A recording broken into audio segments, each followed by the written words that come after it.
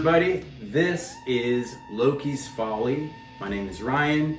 Today we're going to talk about their new single that is now out as they watch this video. It's not out in our universe right now.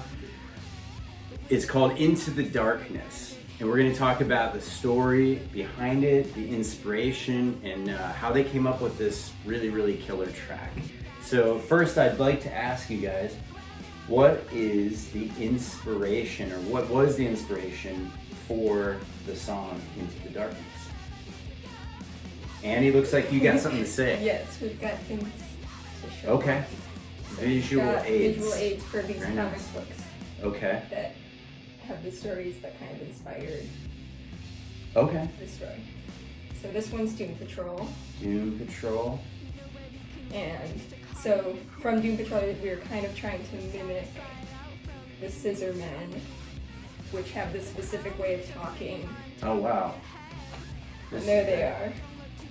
And they kind of cut you out of reality. Oh, wow. Okay. With their scissors. We'll show the folks at home the scissor, what are they called? The Scissor Men? Yeah.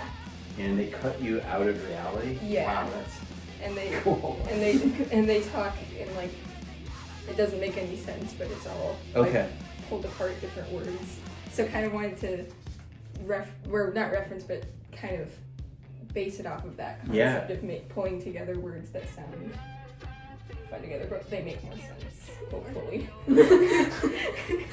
And then the other inspiration was from this story from Sandman, A Game of You. Game of You from Sandman? Yes. Cool.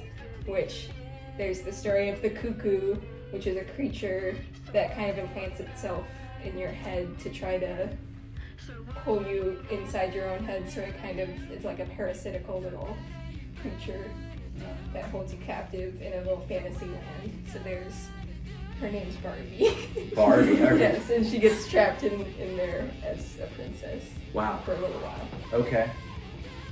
That's really fascinating. So it was actually fiction that inspired this song, right? Do you feel there was any connection with reality that paralleled or transcended the fiction element of the story? Yeah, we both have tended to be more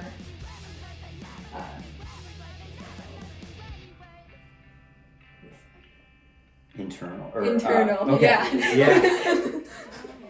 or introspective.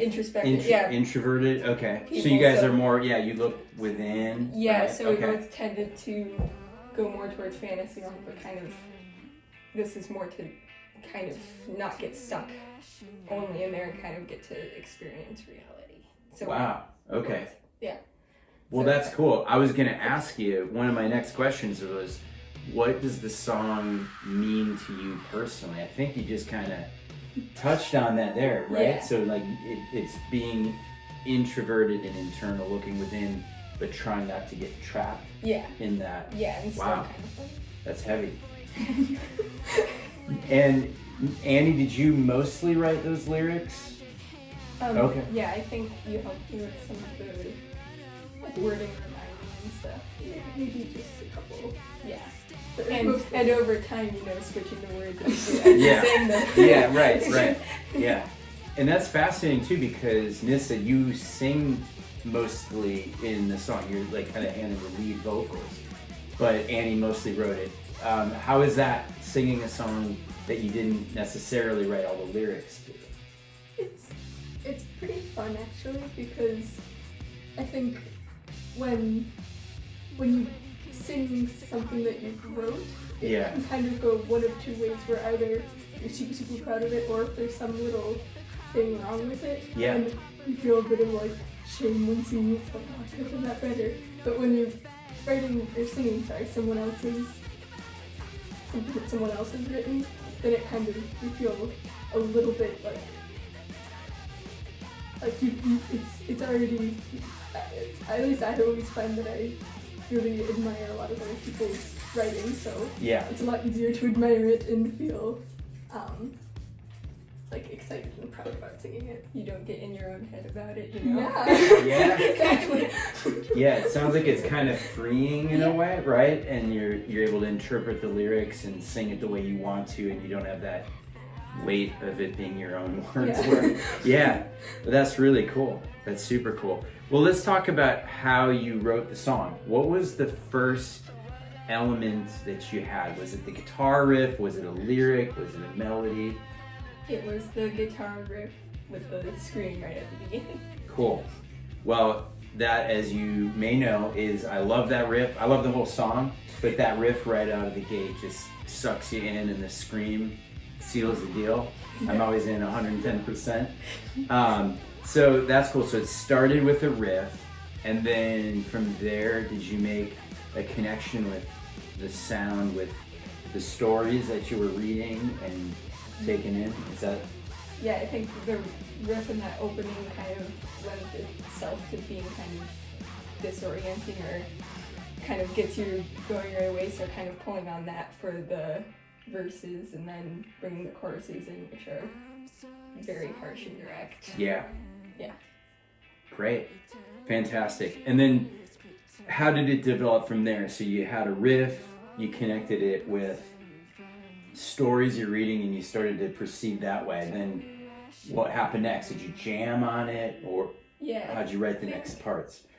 I think we had worked it out first where we were trying to do the verses with that end outro bit. We were trying to do that where it was like verse chorus, and it wasn't working super well. And then we decided to put that one at the end because it kind of made more effective sound at the end. Yeah. And then wrote the choruses to kind of go the complete opposite direction of the outro. Great. Well, fascinating. I love this song. I mean, everybody out there, you should absolutely check it out. It's on Spotify, Apple Music, iTunes, right? All of that good stuff. The full-length album, Sisu, is coming out May 20th. And you're celebrating a release party at First Avenue, Main Room, legendary club in Minneapolis, May 21st, right? That's the Saturday right after the Friday that it comes out, with the band Shellac. Yeah. How cool is that? That's like one of the best release shows you could have. Yeah. Fantastic. Well, there's a music video too, right? And we got to work on that together. That was super fun. So let's talk about that. So how do you remember? My memory is a little hazy, but I know we just it was very spontaneous. We did it very fast. Yeah. I guess we already had visual ideas kind of from the get-go, just with the story concept of it being kind of fantastical. Mm-hmm. So we had all decided on doing it in the forest. So we went jogging around, found the one we shot it in over in St. Paul. Yeah, where was that again? That was a park in St. Paul. It was we don't know the name. It's all right. We don't want anyone to be able to find it, right? No, it's a secret. It's a secret. You have It's to a secret. reference it all and go find it. Yeah. There we go. Yeah, so the video turned out fun and super awesome, so check that out as well. All right. Anything else you want to share with everybody about what you hope they get out of this? Well, is there anything you want people to get out of this song? I guess maybe just that it could provide a little comfort that, you can connect with reality and you don't have to always be stuck in your own head. Yeah. So it's okay to be in reality, right? Yeah. So, well, that's good. Well, thanks everybody for hanging out with us, and don't forget, check out Into the Darkness. All right.